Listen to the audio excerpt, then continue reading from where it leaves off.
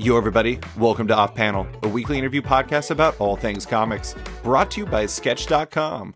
I'm your host, David Harper, and this week's guest is the person behind White Squirrel, a company that helps artists, writers, and others who make things sell the products they sell, whether that's through crowdfunding, pre-order, or an online store.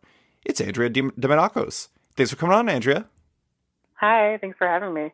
So we're going to talk a lot about White Squirrel and, how all of that works. But as we were talking about before we started recording, I think that some of your background kind of informs how that all came to be. So I want to go back to kind of like the beginnings for you. And I was trying to figure out what your origins were based off of interviews you did. But is your background? Are you from Toronto? Yeah. So I was born in Bermuda and I grew up in Toronto, Canada. And if you were Google searching me, my name before I got married is Ball. So that's probably why you couldn't find me as of like before 10 years ago. It's a pretty common last name. Demonakos, my husband's last name, is super not common. So I'm much easier to find now than I used to be. I think that Toronto, I'm guessing, I don't know when you moved out of there, but it is such a incredible comic book scene. I know it's only grown from there, but I given the fact that you took over VanCaf and you seemingly know that whole crew, like Chris Butcher and everything like that, and I imagine you have like beguiling connections. Like, what part did Toronto play in you kind of entering the comic book scene and getting into that whole world? Yeah. So I've always been like a comic nerd. Been reading them since I was a kid. But like actually becoming friends with creators and people who work in stores and stuff didn't happen until about 2008, maybe 2009. I kind of just I worked at the same newspaper that Chip Zdarsky worked at. Oh, wow. His real name, not his comic book name. And I was real excited to go to TCAF that year because I had been going like every year, and a mutual friend who worked at the newspaper introduced us and was like, "You two like comics, you should go, like you should hang out at TCAF together." And Steve also introduced me to Kagan McLeod, who worked at the same newspaper at the same time. And having that connection sort of opened a couple doors in terms of like I was invited to a couple of events afterwards, and I could go over and say hi to Chip, and then he would introduce me to whoever he was standing beside.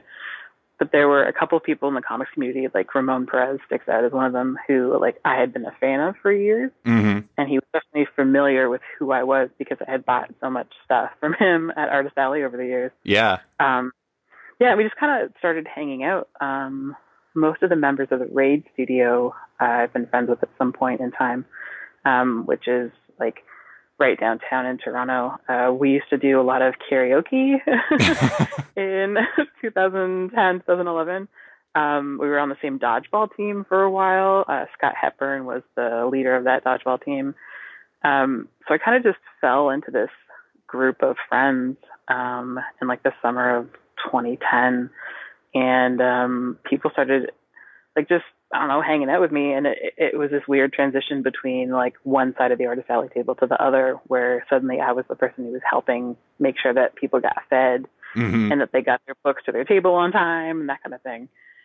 I think just being someone who understood the industry, but wasn't like freaking out at the fact that these were like semi-famous comic people. Sure. Yeah.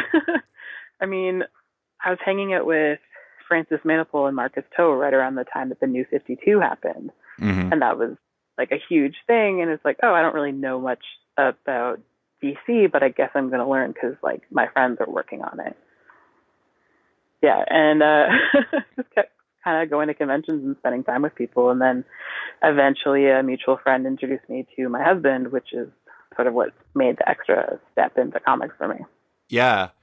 Really quick, I just have to say, like, I already knew that people in comics loved karaoke. That's just like one of those things that everybody does at conventions. I had a interview with Jim Zub at at He's Emerald. legendary. Oh yeah, yeah. We talked about we were supposed to be talking about this new book or this new series he was launching for Comixology Originals, and it ended up being like the first 5 minutes of our conversation was just me being like, "Why is karaoke so popular with comic creators?" Dodgeball was new So though. I'd never heard Dodgeball before. yeah, I think I stopped. Sorry, Dodgeball was great, but I stopped liking it when, oh my God, what's his name? His name's Andy. He's like real grizzled. I forget his last name. Belanger? Um, yeah. Yeah. Andy Belanger hit me in the head with Dodgeball Oh my and knocked my god. glasses off, and I was like, oh, the dick. And then I got like real into Dodgeball for a while. Got contacts, and I was like, I'm gonna get it back. That's a real fork in the road moment. Once you get hit in the head, you're either gonna quit or you're gonna get really into it. Yeah, and I was like, I don't like you. I don't read your comics. You hit me in the head. Like, nah, we're friends now. It's fine. That's awesome. Yeah, karaoke was like this thing that we did pretty much every day because I worked at a newspaper and my shift was from 11 to 7. So I'd leave work and then kind of just hang out with the comic artists until like 3 or 4 in the morning because that was like the same schedule a bunch of them were working on. Mm-hmm. And we would do karaoke and drink a lot of beer. That kind of endeared, like, we got really close, a bunch of us. Jim Zub is definitely legendary in the comics karaoke part because he's the one who sort of kept that going for years in my experience. Like, I'm kind of done with it because I feel like I've sung everything I need to sing. And every time I go to Toronto or see him at a con, he's like, we're doing karaoke. And I'm like, I don't know if I can do this again, but it's great that you're doing it. Well, I want to talk a little bit about your other positions you've had in comics because I was reading an interview you did with Comics Alliance a couple years back, and it was interesting because you kind of toured through some varying positions. You interned at Oni Press, you had a job at a web comics company, and then you eventually worked at Emerald City Comic Con in varying capacities. But you worked, I think your final job wasn't in like social media in some capacity? Mm-hmm. Yeah.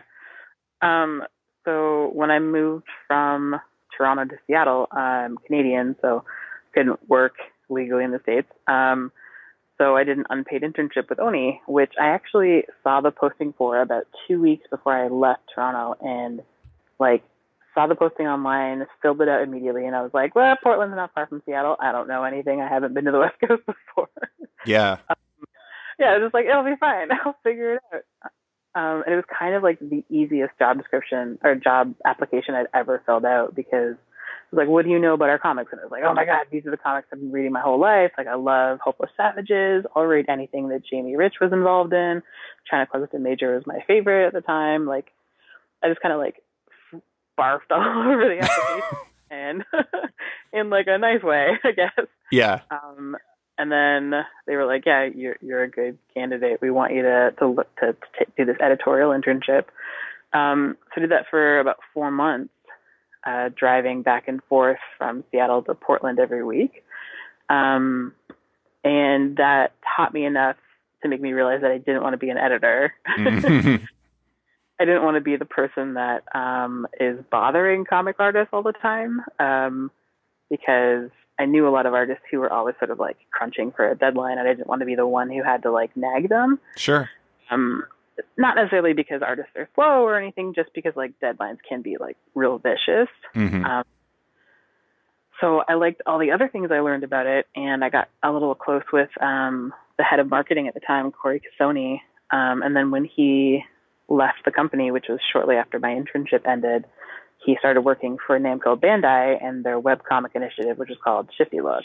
Mm-hmm. And he put me as an assistant a couple months later when it was legal to do so.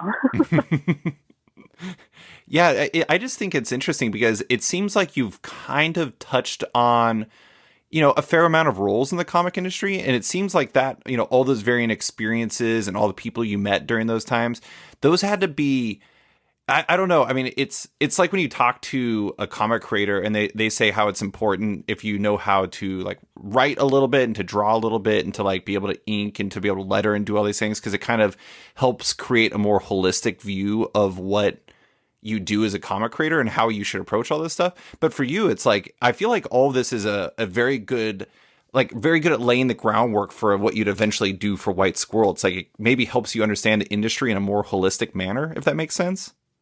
Yeah, and I've never wanted to be a comic writer or an artist, and I feel like that's kind of freeing in terms of interacting with people because they know that I'm not trying to get a job from them. Hmm. Like I'm not only talking to you because I really hope you'll hire me for the next job. It's more just like, yeah, isn't this like industry we work in like real weird and cool at the same time?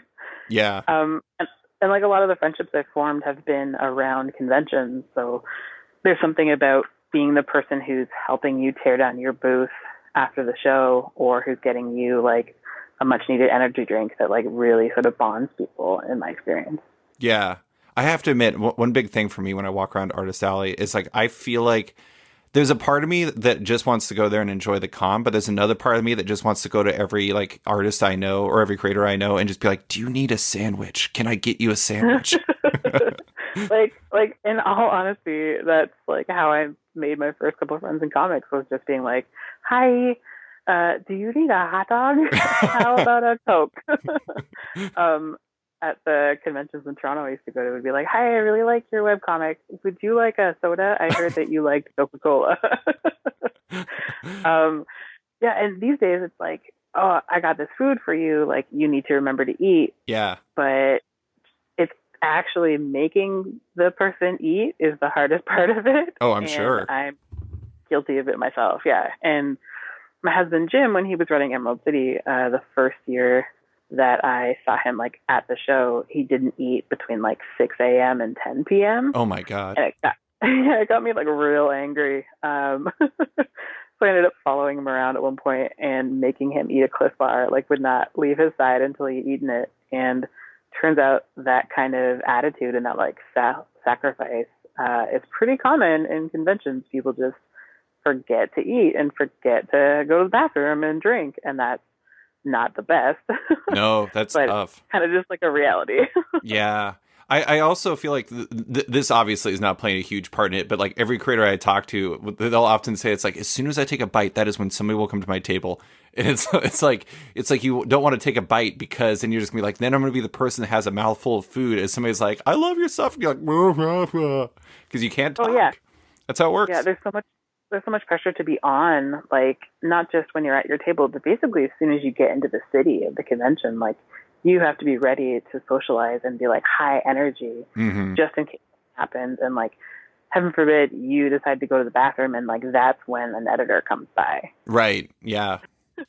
It's a kind of insane situation, but yeah, like this year, even helping Jen Bartel at her table, I had to remind her that she hadn't eaten the sandwich that was sitting in front of her for an hour, that kind of thing. Yeah. Uh, yeah, it's a thing. Well, I want to talk really quick about your experience with VanCaf, Vancouver Comics Arts Festival, which you were the festival director of for a couple years after all the Emerald City stuff. I think it's really interesting. So you went to it last weekend, right? Yeah. Was how was going like? Because I talked to Jim about this at Emerald City this year. Like, how was the experience going as just a normal person? Was it kind of disorienting? Were you wanting to be like, well, I would have done that differently, and maybe that could have been different? What was that like? Yeah, so it's kind of weird. Like my friend Shane Campbell, she founded VanCast and ran it for 5 years, and then needed to pass it on to someone else. And I approached her with the folks from TCAF, was like, hey, we can do it. And kind of like my main goal was to make sure it continued because it didn't seem like it was going to. So I ran it for 2 years. And then when I left last summer, I felt like it was in good hands with the directors. And I think it was kind of weird sort of making that really intense cut where it was like I was involved in thinking about this every day and now I'm not anymore. But that was kind of my previous experience with Emerald City. Like I had worked on that show for 4 years and then my contract was up and I moved on. And it was, for both events, it's kind of like a surreal experience to go back and be like, this thing that was so essential to my life and I thought really needed me in order to survive is still happening without me. Like I didn't need to kill myself to make this event happen because look, it's still still going. There's other people involved. But yeah, I think the experience with VanCaf versus Emerald City is that VanCaf is really chill. It's a Yeah. really nice, calm event where like you can just walk in and then walk out and like go sit in a park and get a fancy Japanese hot dog and then go back in. And I think the only sort of weirdness for me was on Friday, I went to drop a bunch of books off for a client of mine, and they were right in the middle of setup. And like my deepest impulse was to go over and start organizing things. And I was like, wait, this is not my job. I don't need to do this. Yeah, that stuff could be hard to turn off. Just like the fact that like I'm so food oriented that you said Japanese hot dog, and I'm like, what is a Japanese hot dog? Well, okay, so the only question I really want to ask about VanCaf, because I could get into it, but I find the whole idea of organizing a con to be really interesting, especially because you, as the festival director, I'm sure a lot of the booking kind of stemmed from you. And I read that, like, you know, like the budget is typically a main restricting factor. But when you were booking for like VanCaf, did you have like, what was your guiding light for like booking the con guests? Like, were you looking for a certain mix, like a diversity? Were you trying to make sure you didn't just get people you liked? How did you approach that? Yeah, that's a good question. I think my with inviting guests, my main goal is always to be as representative of comics fans and of the industry as I can. So typically, if we do have a budget that's like we can only spend this much money, I'm not going to spend like say $5,000 on like I don't know, like a Jim Lee or a George Perez or whatever. I'm going to take that $5,000 and split it among a bunch of people that maybe haven't been to this show before or are not offered the opportunity to travel across the country or maybe have not been invited to a show that'll pay for their flight and their hotel.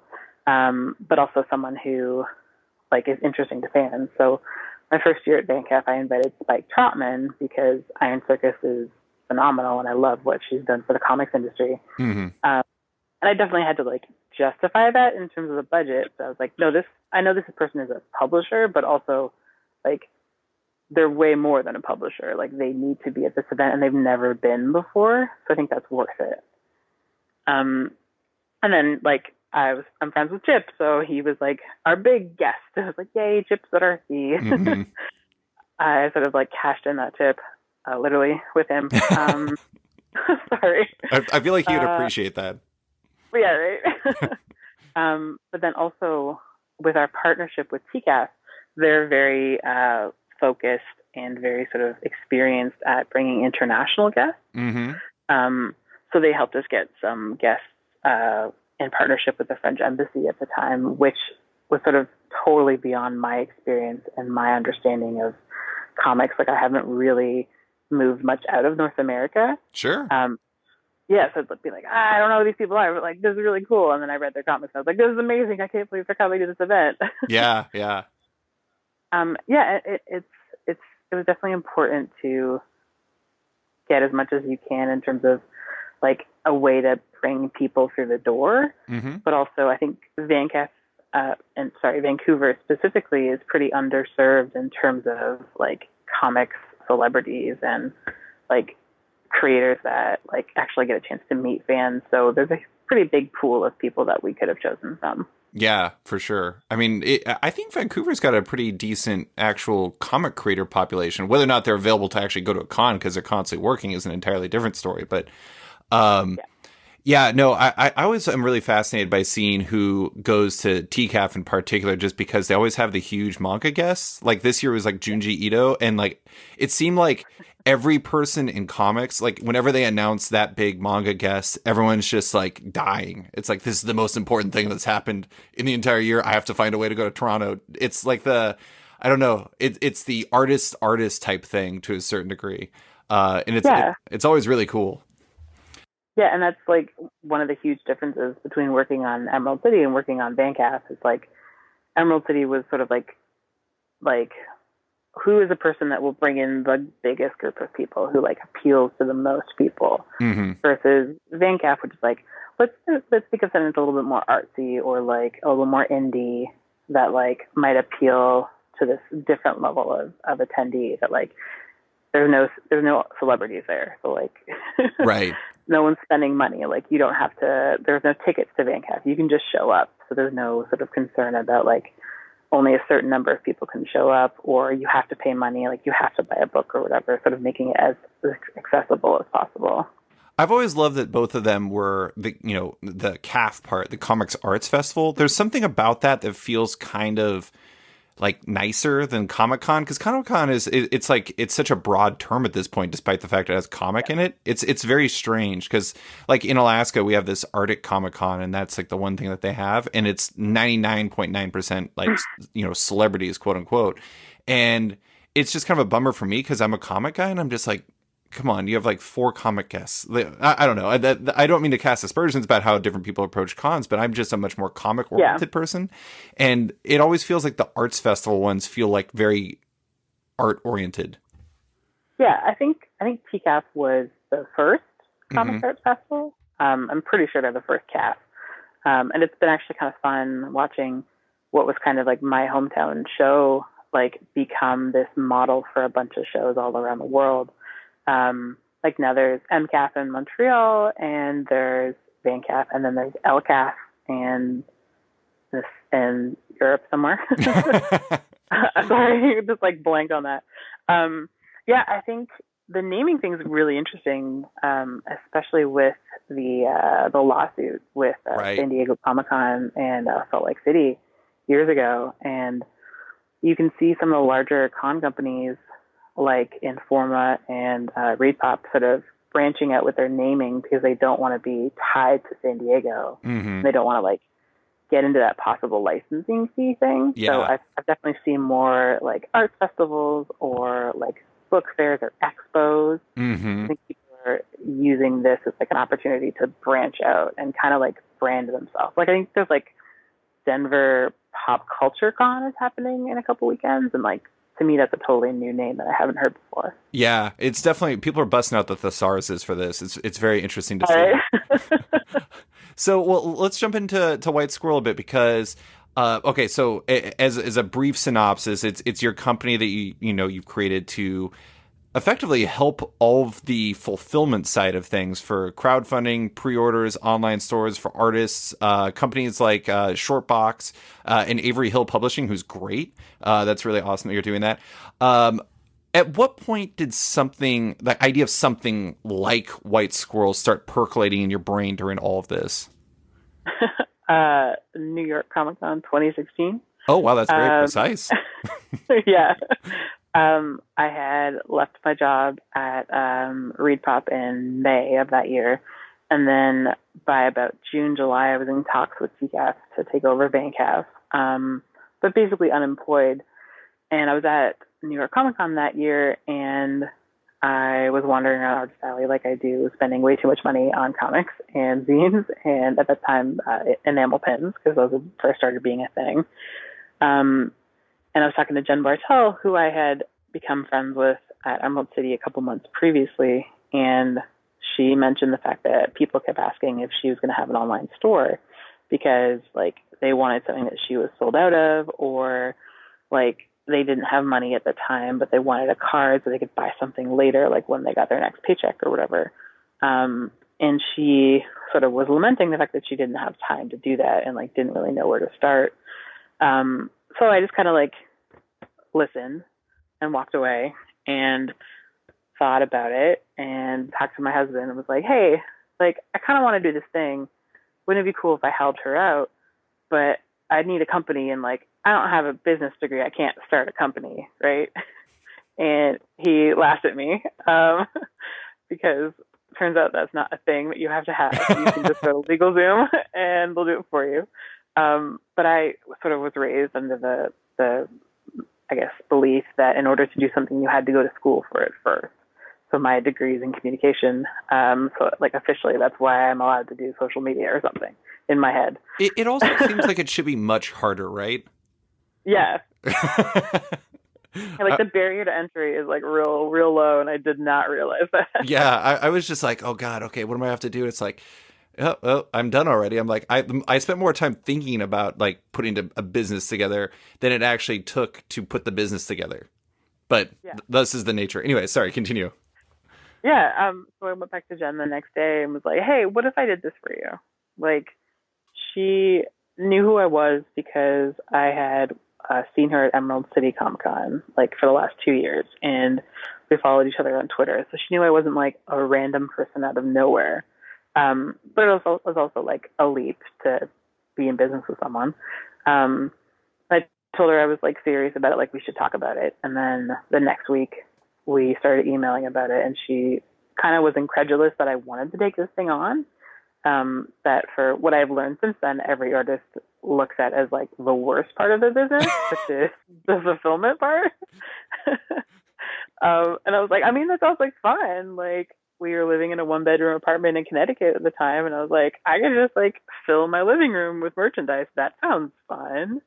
And like sit in front of Netflix all day and like put things in boxes.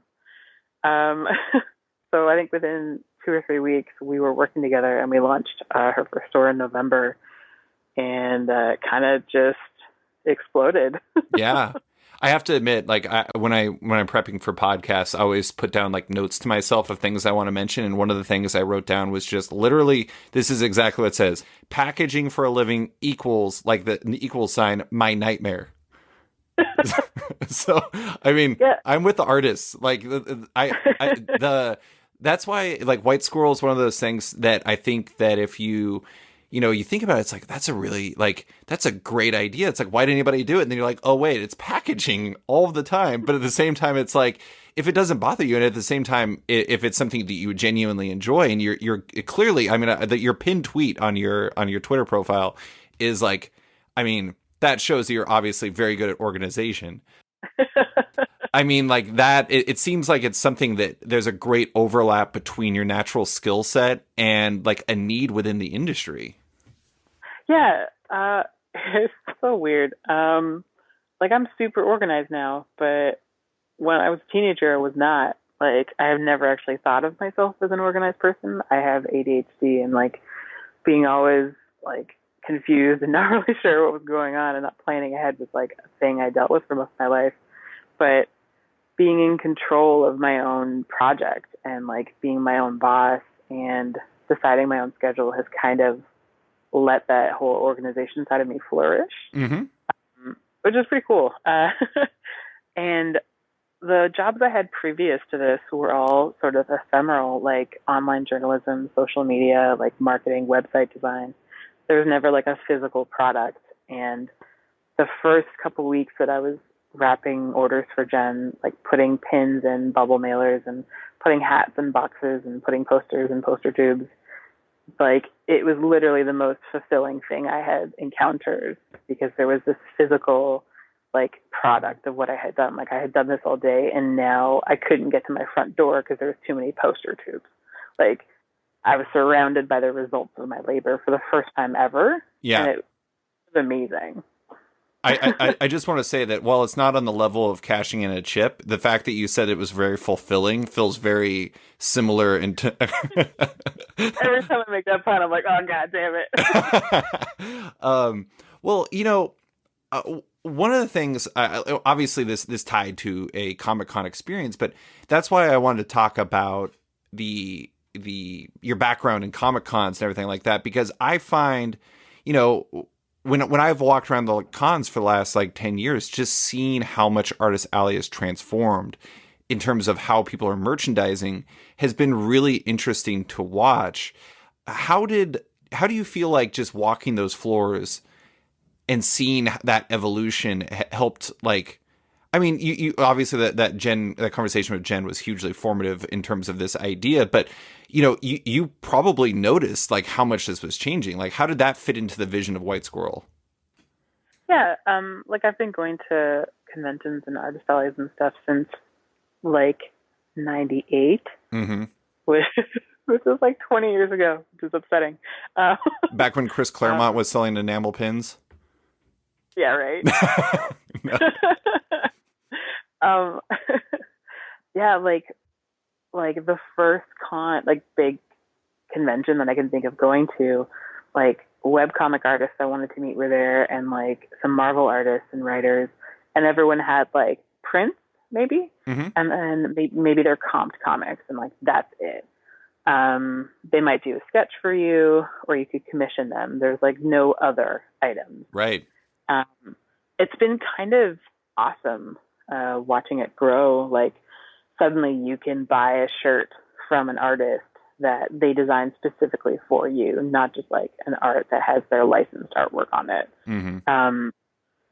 You can like, maybe like 4 or 5 years ago, this company named Bombsheller showed up out of nowhere at Emerald City Comic Con, and they were like, wouldn't it be rad if like these leggings designed by Joelle Jones were available only at this convention? Mm-hmm. It's like, well, yeah, that would be great. Like, and just this idea of like, well, why don't we start putting art on other things, and why don't we use these skills and make something else?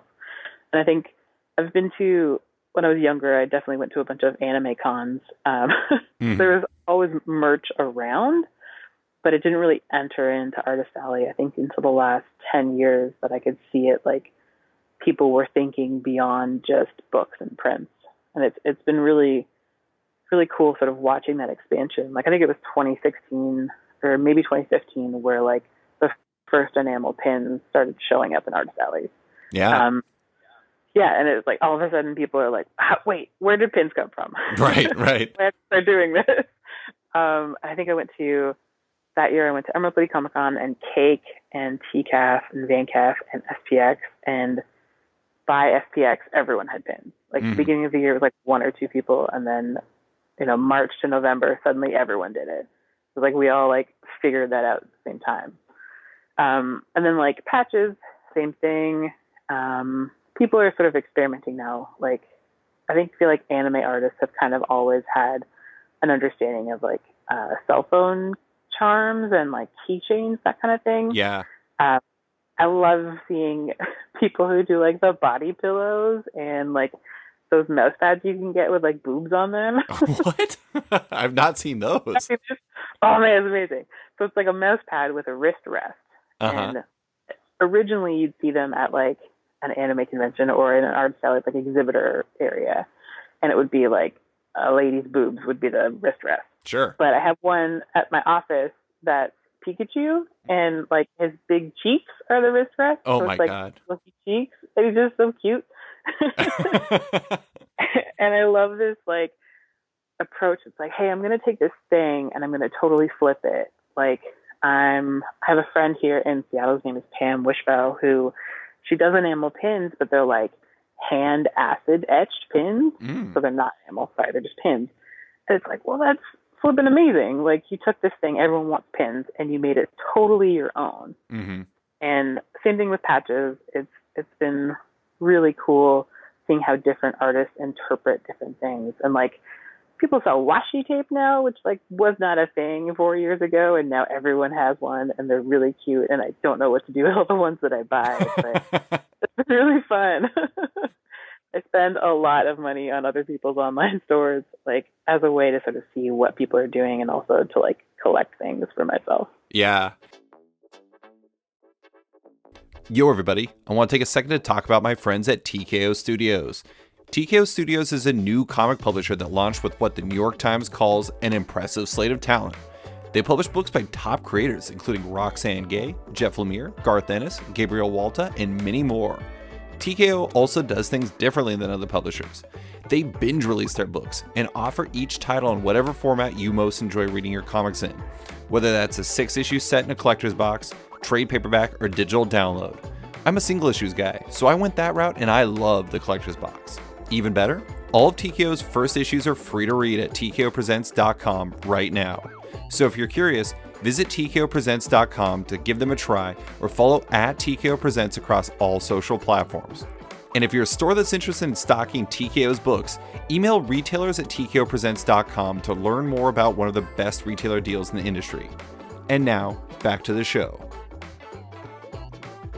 No, I think part of the reason, and I'm not, this isn't the entire reason, but to a certain degree, I've always wondered whether a lot of people in Artist Alley, because they're always so busy doing the work. You know, you talk to an average comic artist, and they're like spending so much time. You know, I had Jen on this past week's podcast, and we were talking about how she'll be working until like 4 or 5 in the morning. It's like, where do you find time to do the merchandising stuff? It's like, it's sometimes it can be there can be a overlap between the time that you spend to do your like interiors, your cover work or whatever, and the time that you would normally spend to create something for like an enamel pin or a print or something of that sort. And it's been really interesting to see how, like, I feel like it has to be changing things for creators in a real way. It's like, I'm not like, this is not me speaking for Jen because I don't know where she stands on this, but it's like, I feel like the fact that Jen has this online store and does so well at cons and stuff like that, maybe that perhaps buys her a bit more time that she wouldn't have otherwise, because maybe she has a little bit more leverage because she has these other cash flows coming in. I don't know. Like, it feels to me that like those products in this approach to merchandising can kind of change things for creators, at least in terms of like how they can live their lives and having these other cash flows come in. Does that make sense? Yeah. Yeah, I think it's for artists, it's sort of a combination of a couple factors. One is like how well you are at actually translating your artwork into physical products. Right. Like graphic design is like a totally underrated skill, and I think a lot of people assume that if you can draw Superman, you can make a T-shirt, and those like are not the same skills. No. The number of times we've been like, yeah, let's like make this design a T-shirt. It's like, yeah, there's like 200 colors in this, and that's not how screen printing works. Yeah, and also I think it depends on the artist and what their priority is. Yeah. And the third thing would be what their fans are actually interested in, because there are definitely a bunch of people in Artist Alley who are trying to create merch and they're not selling. Mm-hmm. Like, they've made a design that they think is cool and their friends think is cool, but no one's buying it. And it's not an obvious thing. There's no system that you can make this pin and then, you know, put it online and that's going to tell you how many you're going to sell, because the number of people who say they're going to buy something online never actually transfers to how many people actually spend that money in your store, or Artist Alley, as in my experience at least. But it's kind of like, if people go to conventions and their fans have asked for like, hey, I love your comic, can you make a hat? Or like, wouldn't it be cool if like this was on a lanyard? It's got to be something that they prioritize. And I think some artists have realized that, like, yes, they can sell a bunch of prints, and that's like a really low margin, or really high, sorry, because it's like less than $1 for a print, and you're selling it for like over $20. Like, that's a really good price point for you. But it takes more effort to do sort of physical goods that take up more space. Like, Jen's keychains are awesome, but they are like 10 times more space consuming than prints. Right. So you have to plan ahead for that, and they're heavier and they're more expensive. Like, how do you justify this cost? And like, if merchandising is something an artist wants to do, they need to put aside for that. But I think if that's their goal, like, yes, they want to make money on this, then they'll put aside time for it. The same way you would put aside time if like you are a cover artist and you really want to do interior work, you put effort into getting interior gigs and like building that part of your portfolio. It's just something that like some artists focus time on and some artists don't.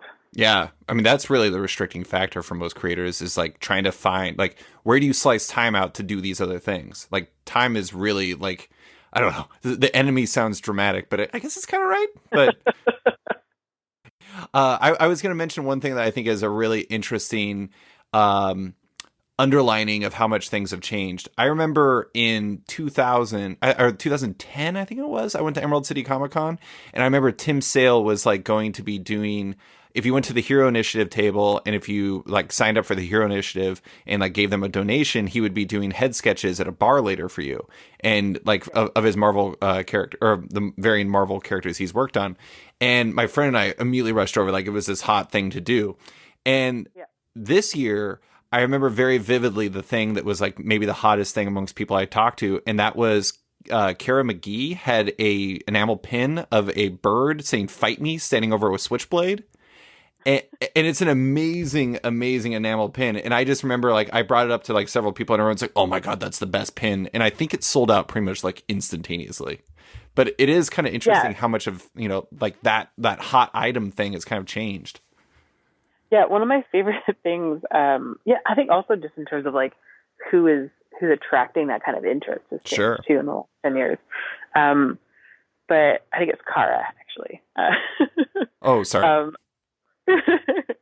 um, yeah, one of my favorite things people do now is secret menus, Secret menus. where like, yeah, so someone will be like, hey, this is like a zine that I've been working on, but I don't have enough to sell to like everyone. So if you come to my table and you say the code word, Oh my you can god. get this thing.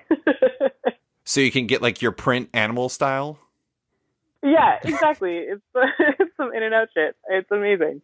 And some artists will like tease it ahead of time. Like I think Faye Monster did a thing before Emerald City this year that was like, here's like a little close up of this print that I'm doing, and it's something to do with a wolf, and that's all you have. So if you said the right thing at their table, they'd be like, okay, you can buy this print that I only have like 5 of. And Wow. it's feeding into the like the super collective mentality, like the I get this exclusive thing that no one else has. And like I think people have learned that from like Funko, Yeah. where it's got 500 of a thing and like people go nuts.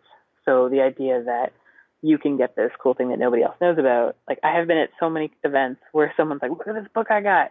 You're like, okay, how'd you get that? It's like, oh, okay, go over here, talk to this person, say this thing, and they'll buy it. I'm like, this is the raddest thing ever. I love it. Like, and it's not about making a lot of money. It's like getting this cool thing that nobody else knows about. Yeah. That's really smart. Yeah.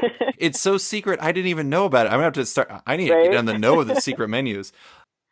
I think like the first time I saw it actually, sorry, it was like a couple years ago, right in the middle of the Adventure Time sort of heyday. Mhm. They had like a scavenger hunt at San Diego Comic Con where you had to go to all the booths that are licensors, and if you said the right phrase, you got like a stamp on your scavenger hunt thing. Mhm. And then once you had completed the scavenger hunt, you got this like really cool Ice King medallion. Wow. And that was one of the first times I remember people being like sharing secret information Yeah. about at a convention. Yeah.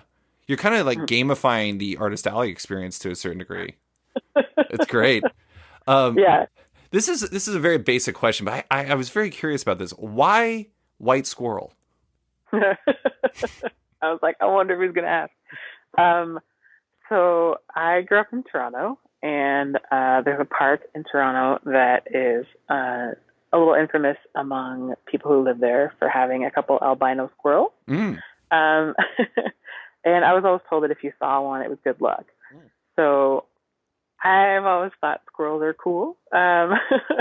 So when I was looking for a company name, I knew I wanted to be something to do with a squirrel. And then you can just like check the registry for businesses in your state. So I just checked squirrel, and there was like one other one. I think it was like pest removal or like landscaping. And I was like, black or white? I don't know what I should do. And I was like, okay, I'll go with white. And then if I need like a second company, that could be black squirrel. Ooh. And that's just kind of where it's gone since then. It's basically just like I thought it was rad.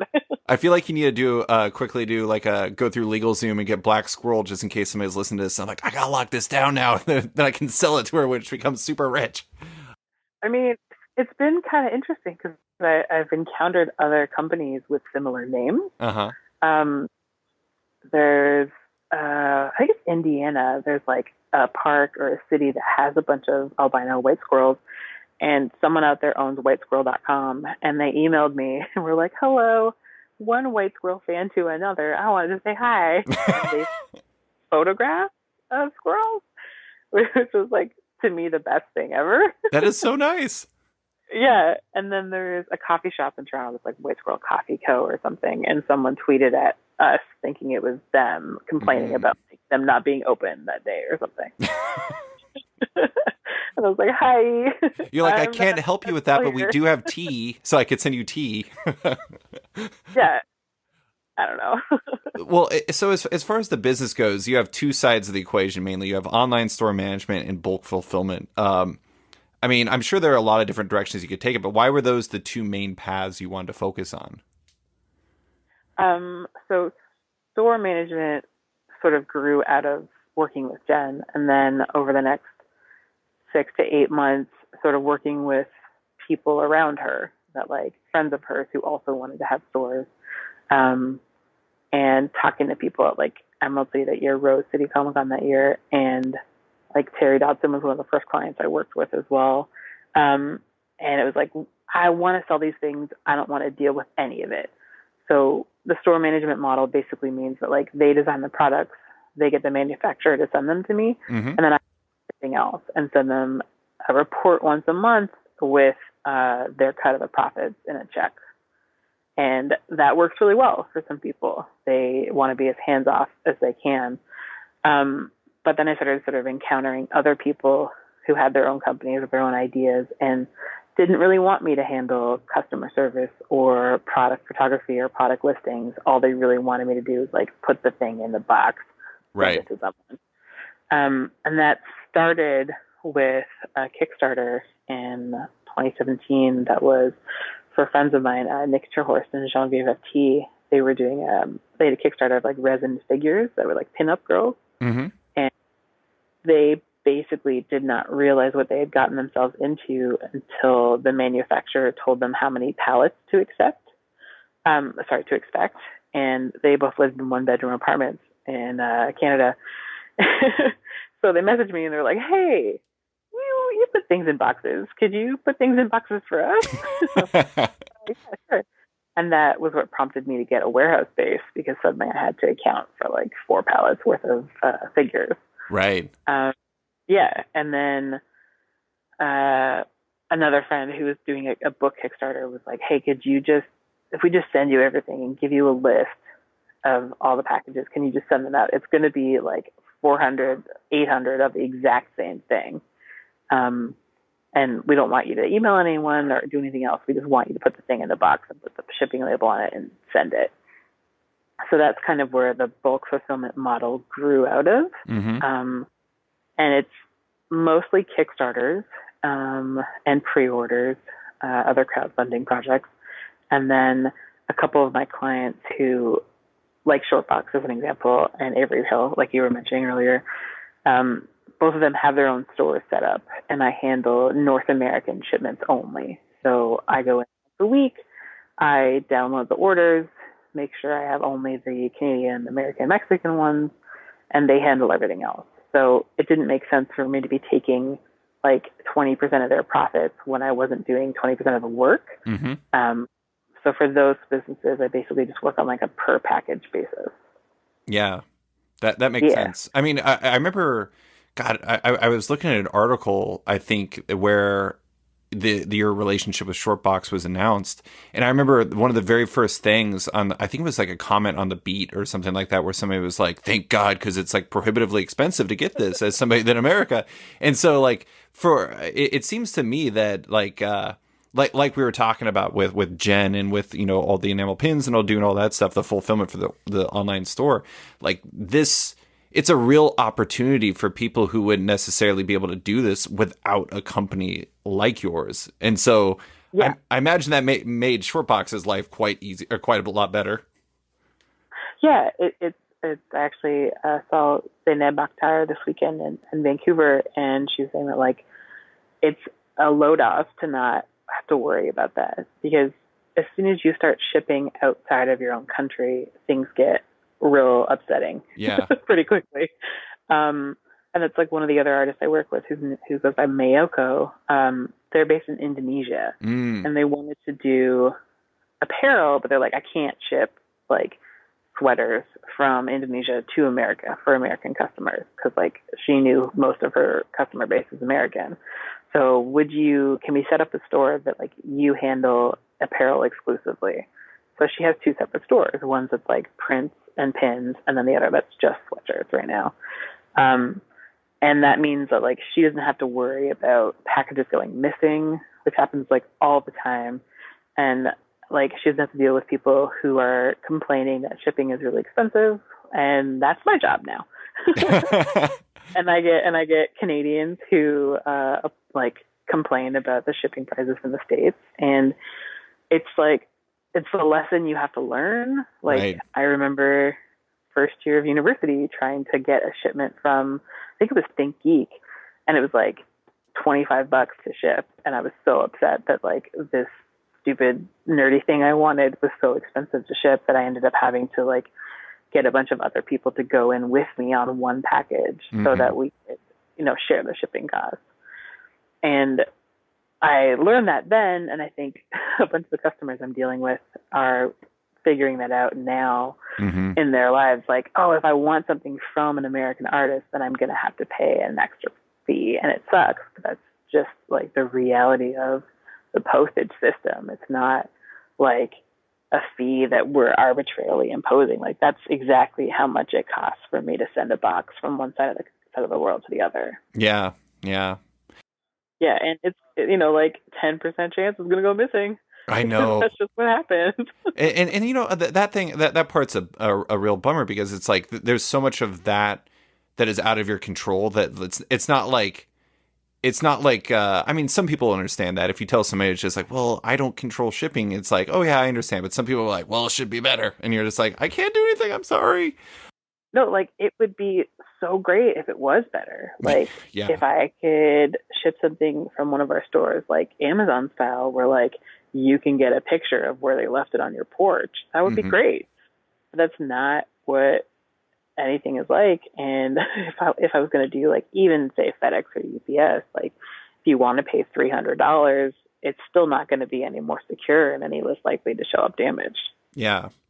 I do want to ask about your Kickstarter clients in general, and not the ones you have, but you were talking earlier about how, roughly speaking, like not every artist can be like a cover artist, or it can be like the graphic. Not everyone has like the graphic design skills to do like print work or anything like that, or that won't translate in some directions. But one of the things that I think is interesting is just like not every artist can do those things.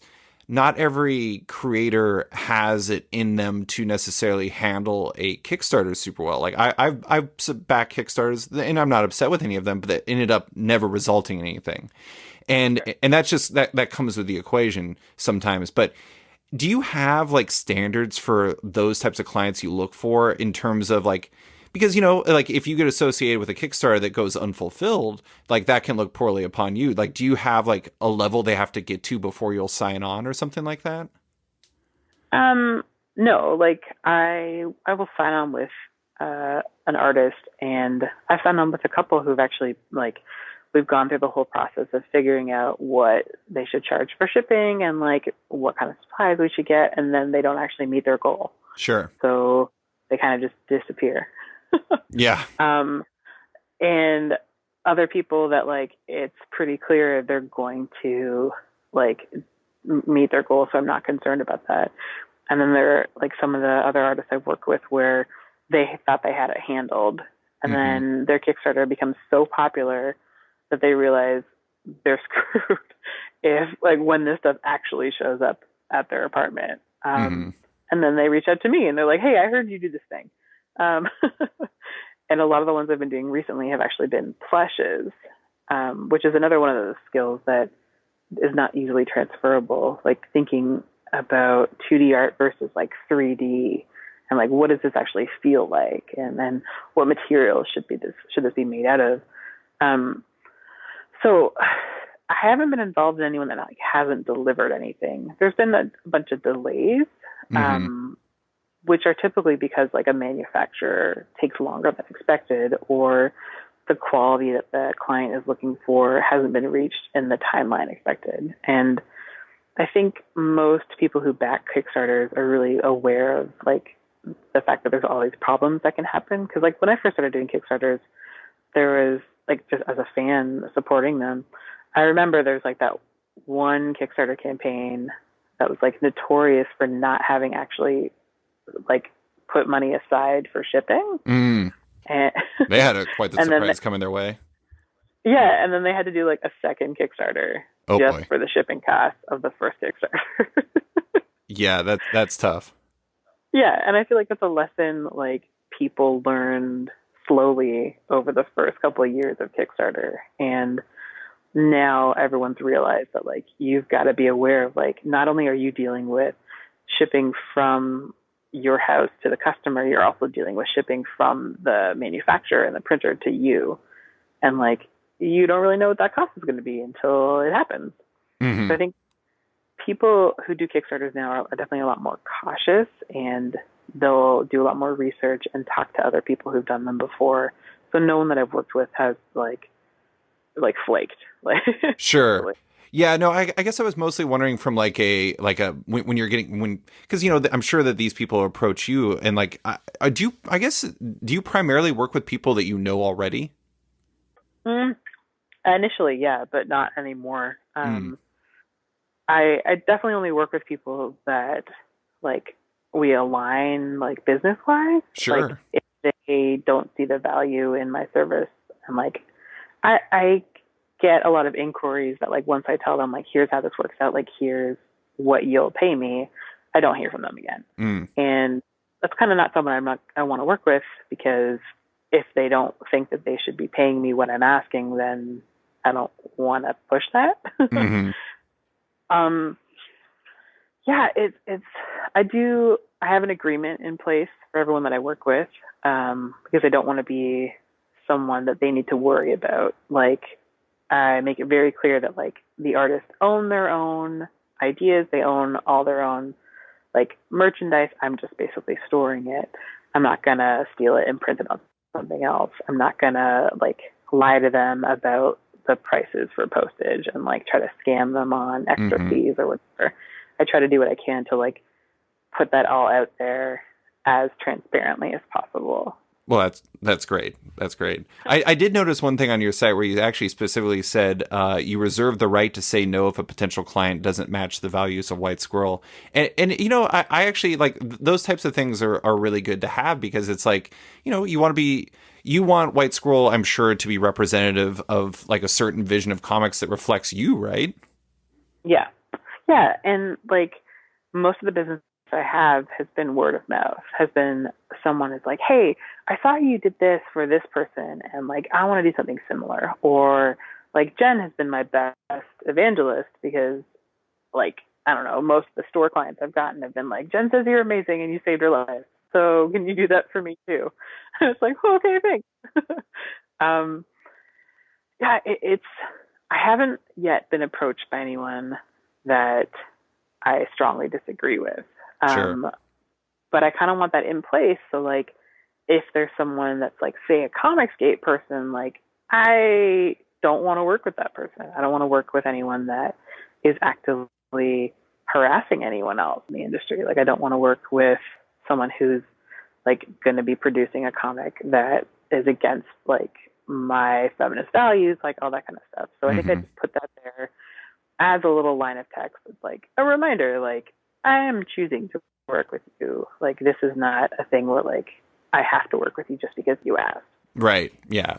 Yeah. Well, I do want to ask about in regards to your online store management, like talent, all the different people you work with. You know, you have Jen Bartel, you have like people like Hannah Blumenreich, you have Paul Reinwand, you have Terry Dodson, you have a whole lot more. How we know how Jen got there, but how did that Sure. talent lineup kind of come together? And were you looking for certain types of creators or anything of that sort, or is it really just kind of, you know, Jen was evangelizing and it kind of built from there?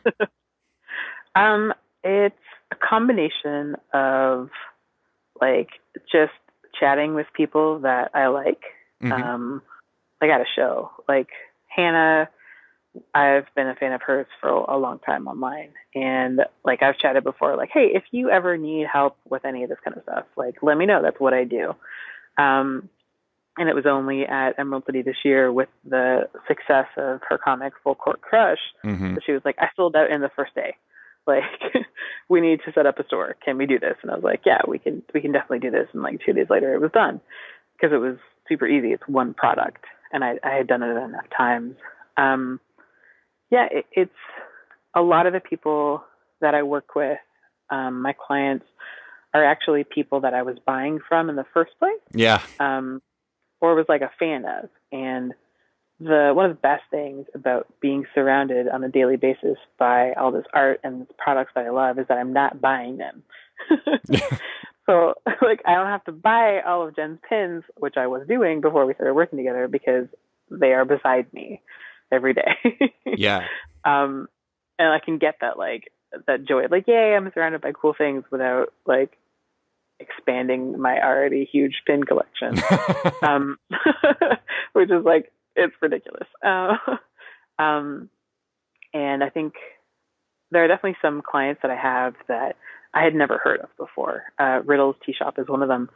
Um, Julie, who runs that shop, is like, it just reached out and was like, "Hey, I heard you do this thing, and like, we have this shop where we make custom tea blends that are inspired by fandom, and like, I don't have time to do this anymore because she had a full-time job, and she's like, I have already sort of all like my husband has helped, my mother has helped, all my friends have helped, and like I need someone who can do this full time. So I like stopped taking advantage of the people in my life. And I was like, yeah, sure, like let's work together. And now I have like tea samples in my warehouse. So it's like a bunch of comics and a bunch of prints, and then like really nice smelling, good smelling tea. It's awesome.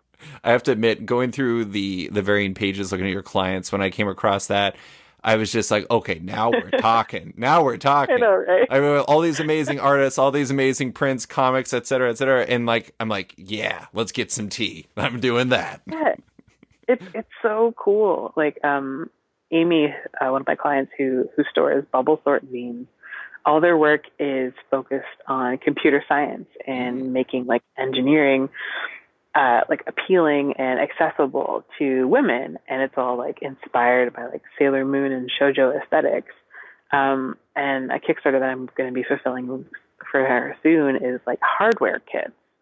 So it's like a bunch of computer parts and Wow. like cute packaging. And I'm like, I don't know anything about this, but I'm so excited to like assemble these things and send them out and then have people post pictures online.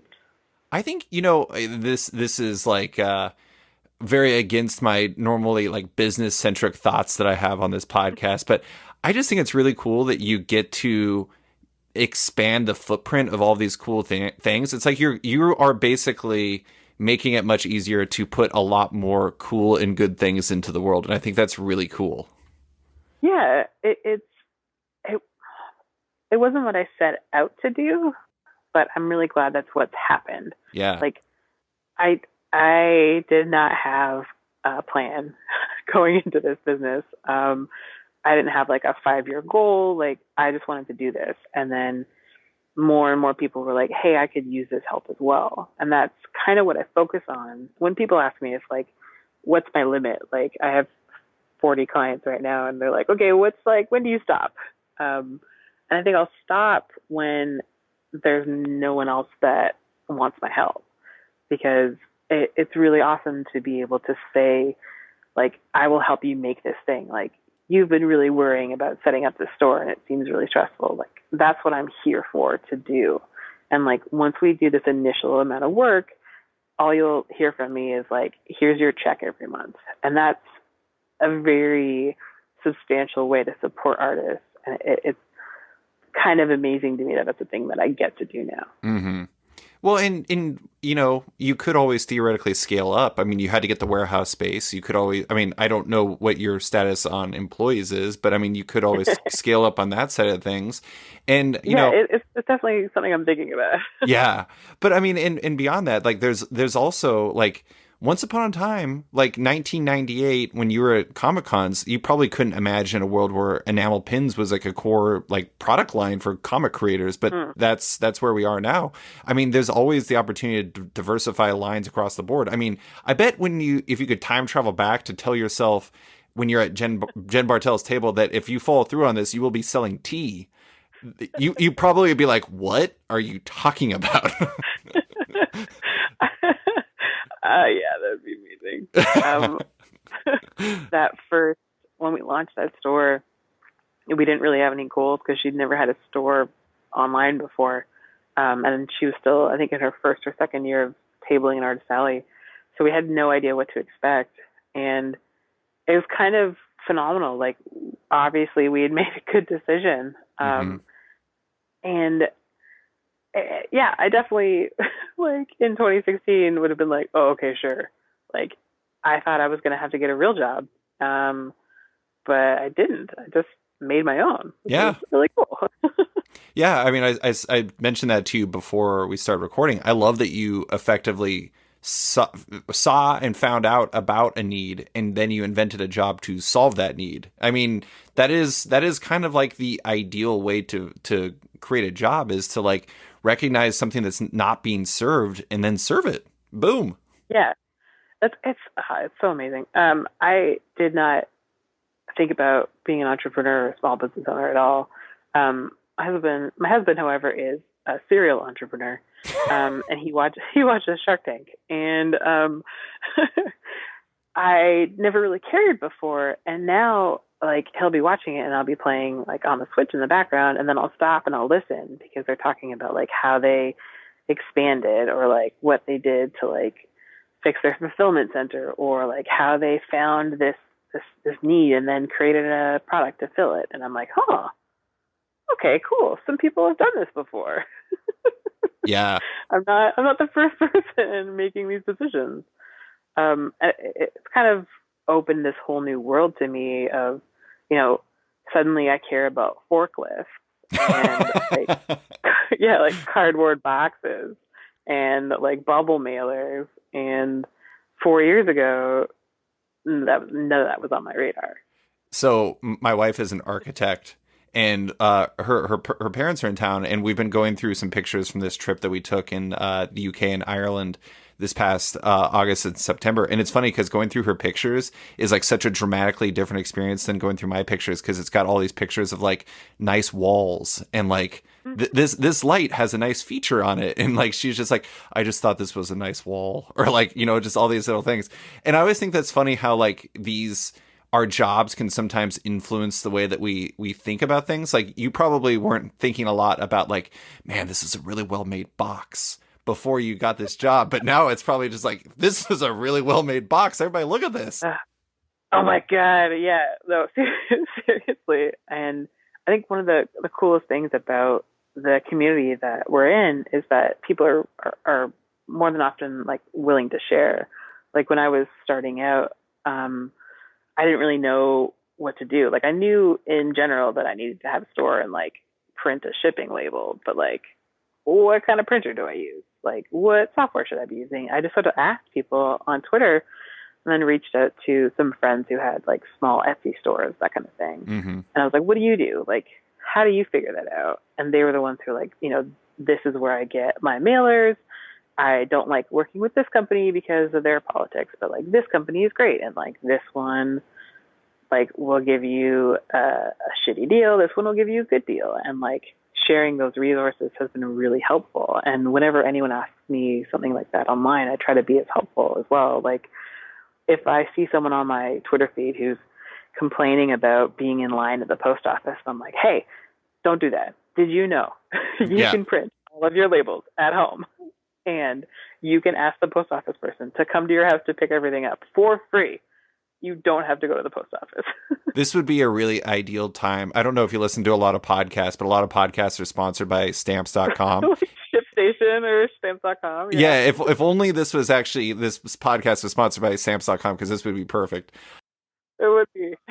So I just have a few more questions. One thing I wanted to ask about is, I met you for the first time at Jen Bartel's table at Emerald City Comic Con this year, where you were working at it. And obviously Jen is like a different, you have a different relationship with her than all of your other clients. But I'm sure this is a situational answer, but do you have any element of like client consultation in terms of like advising on product selection and approach and con experience and things like that when it comes to your clients? Or is that something that's just really purely situational based off relationship? Yeah, I've definitely been asked before, like, hey, I'm thinking of doing this. Do you think it's a cool idea? And generally, if I would buy the thing, then I'd say yes. Mm-hmm. And like if someone's asking me like, should I do sweatshirts, should I do t-shirts, it's like, well, sweatshirts are more expensive, t-shirts are cheaper, they're easier to wear, like you should do this or do that, like just sort of things that I've learned as I go along. I don't really consult. I think it just hasn't really happened. Yeah. No one's really reached out for that specific thing. I think people either want to work together like a bunch or they don't. Um, but I don't feel like, well, I was going to say that I don't feel like I have any expertise, but it's like, no, I've been buying stuff from artists for as long as I've had a credit card. So I definitely like have opinions on what sells and what doesn't. Well, well, really quick, Yeah. and I do want to emphasize too. It's like we were kind of joking around about like data points before the podcast started recording, but I mean, really, like I don't mean to toot your horn, but with the width and breadth of creators you work with, you are probably basically as close to being an expert on the subject as anybody in comics. Like I mean, I have to imagine just based off of like what you're fulfilling, you have a sense of like what people are responding to in a way that very few people do. Yeah, I mean, I shipped over 16,000 packages last year. So that is like literally my nightmare. I told my dad about that one day, and he was like, "What?" Yeah, it's. I actually had a conversation with Holly from Topatico last year because I was like, "Hey, I just kind of started a business that is pretty much your business." Because Topatico has been doing online stores for webcomic artists like since the early 2000s. And I used to buy stuff from them all the time. And I was like, I don't want it to seem like I like think I thought of this first, but I did not remember that like what you do and what I do are the same thing until like I had already started it. And we chatted about it, and it was like, there's enough artists out there and there's enough products out there that we don't need to be in competition. Like, we don't need to be like upset with each other. We can just share resources. And I think that like, I am definitely, I know what my customers and my clients like, but I don't know if that knowledge would transfer well to like podcast merchandise. Right. Or like most of the people I work with are on the indie side or on the like queer part of the community. So I don't know if like I would take a job working for J. Scott Campbell's fulfillment company, because I think that's a different audience than what I'm used to. Sure. No, that makes sense. I mean, that's I actually wrote a big feature this week about like how comic making itself is changing and how like even like simple ideas like what success looks like or what like even breaking in looks like is evolved so much. And one of the things that really like that piece underlined to me as I was putting it together is just there's so many different answers as to what your career could look like. It's really hard to find overlap between, like, you could ask 100 creators what their breaking in story is, and all of them could be different. And it's like, what do you take away from that? It's like, there is no real takeaway. The takeaway is you just have to find your own path. And so it can be very, like, I guess in that regard, what I'm trying to say is I agree. Yeah, I think like if you follow Hannah Blumenreich on Twitter, she was very open about the fact in March that she had made more money selling her like 12-page, 16-page zine about two girls in high school than she had made working for Marvel, at like being paid for interior pages. And that wasn't something she initially like planned. It was just kind of what happened. Like, she made something that spoke to who she was, and her fans liked it as well. And because of that, she can now put more time into creating more creator-owned stuff. Mm-hmm. And I think that's how a bunch of the clients I work with look at it, is like, okay, I'll sell pins because it means that I can draw this thing that I've been wanting to do forever, and I don't have to immediately sell it to a publisher or worry about my bills because I sold enough prints of like Captain Marvel this month. Yeah. Well, really quick, fittingly, Hannah was one of the people I talked to for that piece that I did, and I actually had that exact part in there because I thought that was the part about Full Court Crush making so much money. Like, that Mm-hmm. is such an amazing fact. But I think that, I mean, like what you're talking about is a little bit of what I was trying to allude to earlier. Is like, I feel like this type of thing. I'm not saying that this is enough to make every comic creator like a living or something like that, but it does buy them a little bit of leverage and like a little bit of ability to kind of control their own fate in a way that they wouldn't be able to before. And Yeah. that's really powerful. Like, I think that's really great. Yeah, and like Babs Tarr is another client of mine, has been pretty open on social media. Like, she's like, "Hey, I have this much money left in my student loans, so I'm going to open my store Hmm. because I want to make this amount of money." And a bunch of her customers, like I was fulfilling orders yesterday, they actually put in the notes and they're like, "Hey, I'm so happy I can support you and help you get to the point where you're debt free." That's Like, awesome. yeah, it's the same reason people do coffee or Kofi or whatever it's called, Hmm. and Patreon and Drip, is like, I want to support this artist. I want them to be able to keep doing what they're doing, because there is always that fear that like this art career you have isn't actually something that's going to be sustainable. Hmm. Um, so if I can buy this thing from you, or if I can send you like a couple of coffees worth of money, then that helps you continue doing this thing that you obviously enjoy, and like the customer also enjoys. Yeah, it's really wonderful.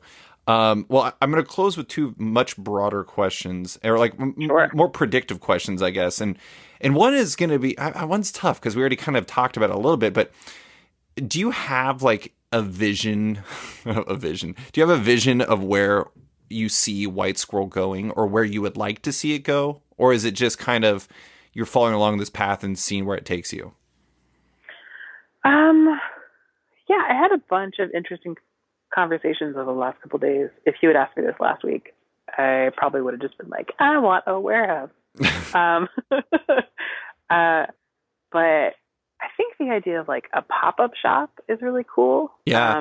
Getting like gallery space, like, I don't know, just brainstorming, like getting one of those art galleries in San Diego and setting it up so that all of my artists are represented in that place. Like, you walk in the White Squirrel pop up and it's got like everyone's pins, everyone's shirts, whatever, and it's there for like 4 days and then bam, it's gone. Like that sort of quick, exciting thing. Like maybe there's an exclusive. Like over the weekend, that SofaCon thing was going on, Hmm. where it's like, if you want this exclusive print from Becky Cloonan, it's available for this hour at this link at this time.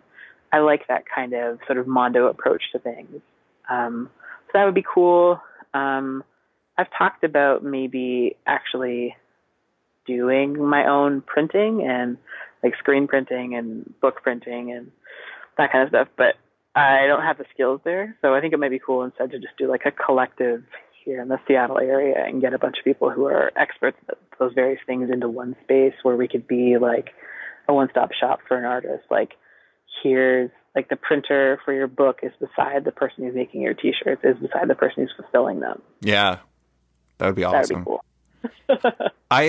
The pop-up shop is actually something that I've like kind of tweeted about before because as you mentioned before, your husband Jim was like, does David know there's a basketball game tonight? Because I'm a huge basketball fan. And the funny thing is like, I follow, my Twitter is primarily actually following NBA related accounts. And Mm-hmm. there was this one that was tweeting some pictures, I think it was 2 years ago, from All-Star Weekend for the NBA. And I don't remember where it was, but they were, I think it was Los Angeles, and they were sharing pictures from this online retailer called Homage. You should look them up, but they do this like pop-up shop at All-Star Weekend every year where they have all of their merchandise set up, and they have like an old NBA Jam arcade game set up there because they have some NBA Jam related shirts, which I own because huge basketball Sure. fan. Because And you're a nerd. well, it was great because it does two things. One, for people who are in the area, it gives them this really cool place that they can say that they went that nobody else went to.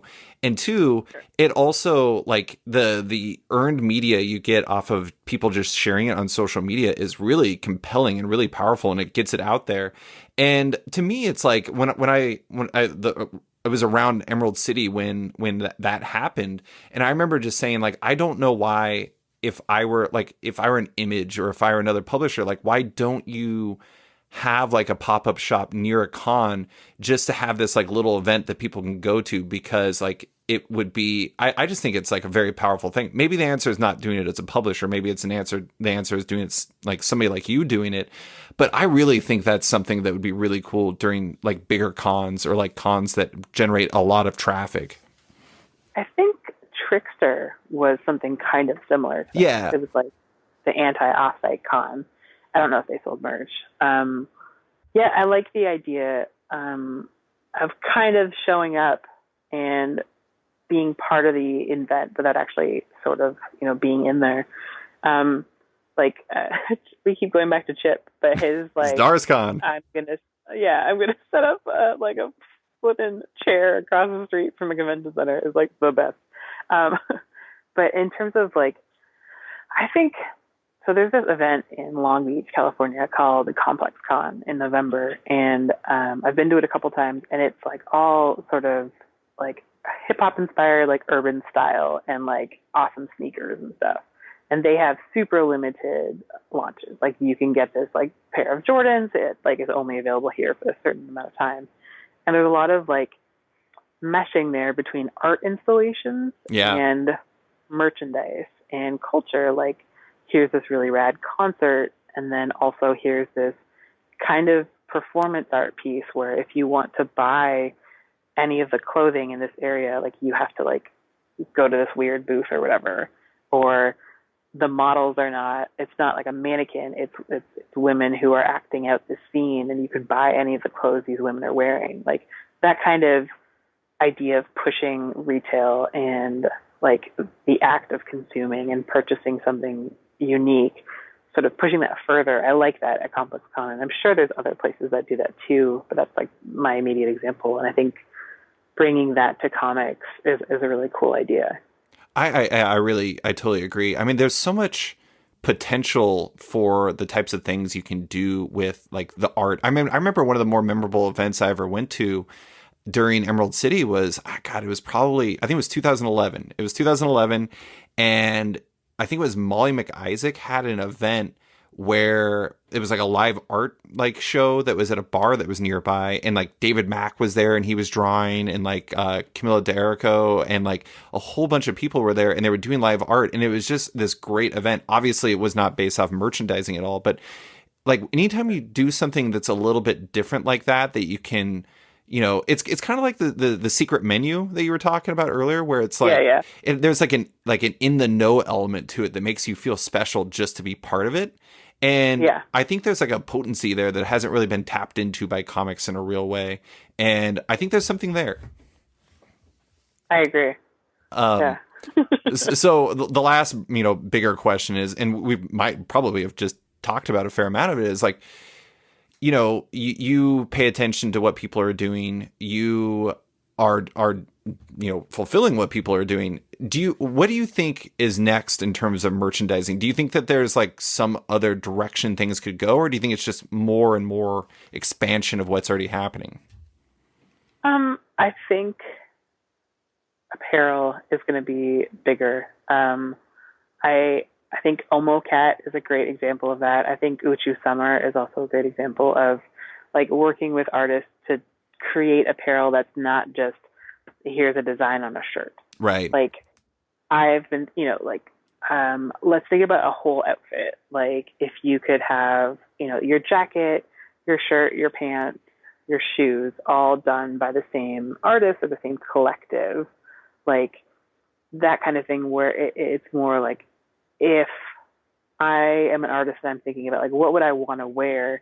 Well, I can actually create what I want to wear. Like if I wanted like a button-up shirt and the pattern was like skulls or whatever, it's like, why can't I create that for myself? And I think as people sort of push the boundaries more, I can see more of that coming out. I've bought a bunch of Omocat sweatshirts, and they always get really interesting comments from people.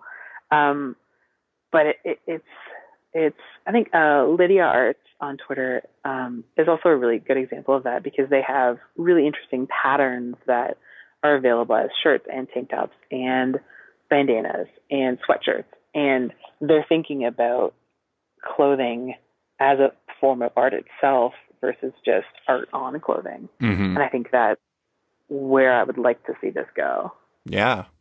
I would love to see it too. I mean, like, honestly, like, I buy a lot of my shirts that I get are like, you look at companies like, like Threadless and like Society 6 and Redbubble and all those different companies. They're already like leveraging artists who create like designs, but like trying to think about it in like a holistic manner and trying to like maybe like take some control back from that. That makes a lot of sense to me. Yeah. And especially because, and like, oh, sorry, go ahead. Just like this, there doesn't have to be a design in the middle of the shirt, in the middle of your. It can be on the sleeve. It can be like on the bottom. It can be on the back. Like, just thinking outside of that. Yeah. More, what fashion's doing, what apparel's doing. Like, I like those kinds of ideas where it's like, let's push it like away from everyone's wearing the same white shirt with the same design on it. Does this put us on a path to having Comic-Con fashion shows? There already is one. What? I think her universe does it at San Diego Comic-Con. Oh, I did not know that. I was just trying to imagine everybody. It's like, oh, this person is wearing Jen Bartel tonight. This person is wearing Paul Reinwan. You're like, oh my God, the 2020 collection is incredible. I would love to see Irene Coe's clothes. Yeah, I think her universe it's kind of like inspired by cosplay, but what would it be like if you were dressed like excuse me, Rey from Star Wars, but also you're going to the grocery store, like finding the border between there. And actually what Ashley Eckstein has done with her universe in terms of merchandise, and like specifically merchandise made for women over the last 6 years, 7 years, whatever it's been, has been awesome. Like, the fact that you can get a dress that looks like a normal dress, but for people in the know, they're like, oh my God, that's Leia's dress from this part of this movie of Star Wars. I love that that's become a thing, that if you want to participate in the culture you're a fan of, there are so many different ways to do that now. Yeah. Well, I'm very excited to see where everything goes and seeing what part in it you play. Andrea, thank you so much for coming on. This has been fantastic. Thank you for taking the time. Yeah, thanks so much. Before we go, I want to give a special shout out to Sean Kirkham, aka Big Clutch, one of Off Panel's patrons in another edition of Big Clutch's Beast of the Week, where I highlight a creator or comic that blew me away recently. This segment will sometimes feature guests and sometimes not. This week, it's just me, and I'm going to highlight Benjamin Dewey and his excellent Game of Thrones comics on Instagram and Patreon. If you're not familiar with Ben, he's the artist of the Autumnlands and the cartoonist behind the webcomic Tragedy series. And lately, he's been publishing some tremendous little comics looking at story beats he wished we had gotten in the most recent season of Game of Thrones. They're wonderful both from a cartooning standpoint and an idea creation one, and highlights Dewey's talent and his worldview. I mean, seriously, this guy has a wonderful perspective on everything, but Game of Thrones, somehow even better. I really, really love them. So shout out to Benjamin Dewey and his incredible Game of Thrones comics. This week's pick for Big Clutch's Beast of the Week. Look for this to close each week's episode, if not every week, then most every week.